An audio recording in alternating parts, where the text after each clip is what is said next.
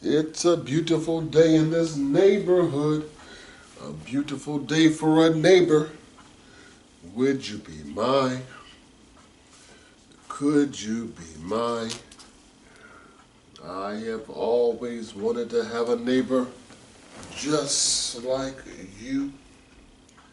I've always wanted to live in a neighborhood with you, so let's make the most of this beautiful day. Since we're together, we might as well say, would you be mine?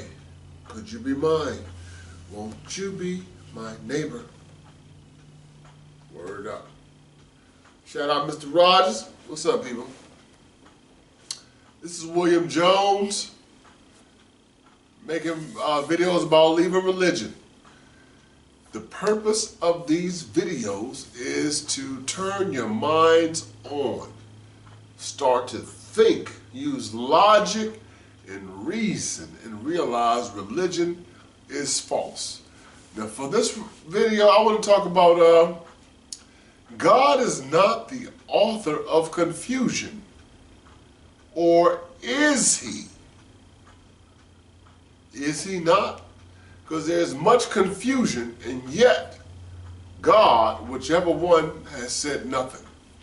So, in 1 Corinthians, chapter 14, verse 33 says, for God is not the author of confusion, but of peace, as in all of the churches of the saints. That's what it says. He's not the author of confusion, but yet in the sect or the cult of Christianity alone, there are over 30,000 different sects of Christianity. And if you talk to each Christian person by person, really, they don't believe the same thing. One reason is, and I'll put it out there, because God is the person. God is not some entity alone by himself.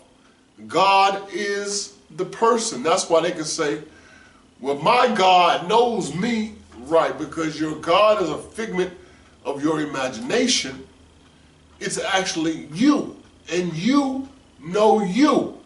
And even if you do bad, you know you want to do good, but you do bad, but he knows the goodness of your heart. So despite the fact that you don't do that, he knows somewhere in there is some good that you don't do because he's you. It's that simple. That's why people get so offended when you reject God and say, I don't believe in God, because what they hear is, I don't believe in you. Each person has a different God, truth be told. So I don't believe in God, I don't believe in you. So they take it personal because God is them. You're not rejecting somebody else, you're rejecting them. So it's so personal. Oh, God and God and God. And the deeper they get into God is the deeper they get into themselves. That's why they can't understand why nobody else is as deep into God as they are, because you're deep into you. When do you hear from God? When you're alone. When you're by yourself. That's when you hear from God. You don't hear from him when you're in the church full of people. You hear from God and talk to God when you are by yourself, because it's you talking to you. Understand that. God is you.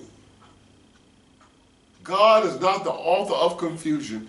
If he wasn't the author of confusion, he would clear up the confusion, which he doesn't. Why? One, he doesn't exist, and because he's you.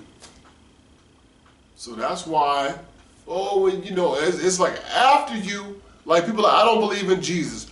Oh, you got to believe in Jesus. But once you say, I believe in Jesus, here comes the confusion. I accept Jesus. Now you got to get baptized. No, they don't have to get baptized. Now it's all about works. No, it's not all about works. If you're baptized in the Holy Ghost fire, you should speak in tongues. No, you don't have to speak in tongues. You see this? Here comes a whole nother level of confusion. A whole nother level of confusion. Oh, your knees showing. You need to wear dresses down to your ankles because they're holiness. Oh, your head uncovered and all of this and all of that. Think about it. Oh, you know, especially for the women. The women get it hard. Oh, that dress too fitting or whatever. You know, it's more confusion. It's more confusion. And you're going to tell the women in 2018 to wear clothing from, what, 1940, 50, 60? Not going to work. They're going to wear their little summer dresses or all that, you know what I'm saying? They're going to do that. They're going to wear open-toe shoes. They're going to have the straps on and the shoulders out, back out. They're going to do that. You can't stop that. But God said. When did God say it? Or is it men saying it? I've never heard God say anything. I only heard men speak for God. I've only seen men act for God. I've never seen a Muslim person get stoned to death for some crime by Allah. I've only seen men throwing the stones and doing everything else. God is not the author of confusion, but religion is nothing but confusion, which should tell you religion is man-made.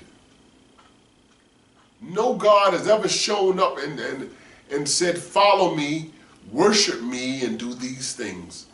Ever. It's always been men telling you, well, God said. Well, now that's hearsay. If he's so powerful, the way he told you, tell me. Why you got to tell you to tell me? Tell me. Then I'll be just as dedicated as you. Why? Because he told me. But all I hear is you telling me. Sounds like man to man. Really? God is not the author of confusion. But religion is just confusion. The Trinity. Oh, well, God, Jesus is God. Jesus isn't God. He's different from the Father. Well, who was he praying to? God, Jesus is God. Well, who was he praying to? Was he praying to himself? Was he talking to himself? No, you don't understand. What don't I understand? Because the passages in the Bible clearly says, he said, Father, you know, not my will, but your will be done. Sounds like two people. Not my will, but your will. Then they'll say, well, but he was God. How? Not my will, but your will.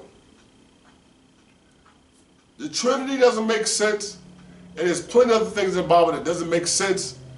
Understand this, because religion is nothing but confusion. Because it's false. And once you accept the fact that it's false, that answers everything you need to know. It's not real. It's false. You understand that? It's confusion because it's false. If it was real, it'd be cleared up. Think about it. Think about it. Think about it. Turn your minds on. You know what I'm saying? I'm ending this video right here. I'm out of here. Peace.